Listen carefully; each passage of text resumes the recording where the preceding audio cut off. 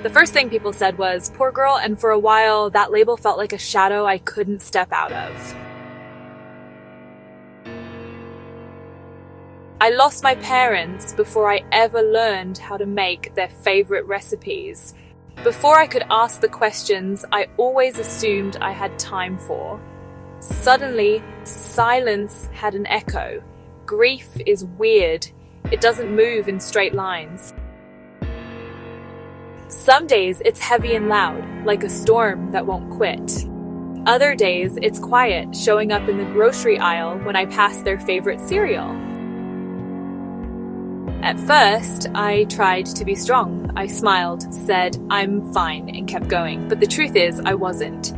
I was tired, angry, numb, sometimes all before lunch.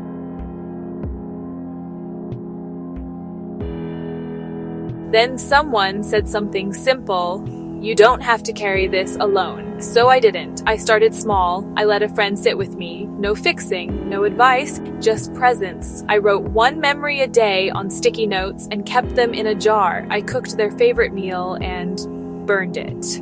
I laughed anyway. I found photos buried in old boxes. I found stories buried in people's hearts. My aunt told me how my mom danced while folding laundry. My neighbor said my dad never let anyone take the last slice of pie. It was like discovering secret chapters I didn't know existed. I used to think moving on meant leaving them behind. Now I know it means moving forward with them, just differently. Their love didn't vanish, it changed shapes.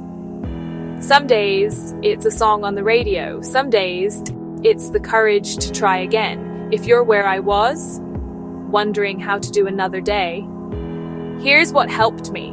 Give yourself permission to feel everything. Grief isn't a problem to solve. It's love with nowhere to go. Find your anchors, a routine, a person, a notebook, a walk. Celebrate small wins, making the bed, sending that text, stepping outside. Say their names, tell their stories. Let them live in the light. People will say the wrong thing sometimes. That's okay. You get to choose what you keep and what you let go. You're allowed to step back. You're allowed to step forward. You're allowed to be both brave and broken on the same day. One night, I sat on the kitchen floor with a cup of tea and it hit me. I'm still here. Not the same, but here. And here is enough to start. I began making new traditions, a candle lit on birthdays, a letter to them every holiday, a recipe perfected by trial and error, and a lot of smoke alarms. I help someone else when I can, because the kindness people poured into me didn't end with me.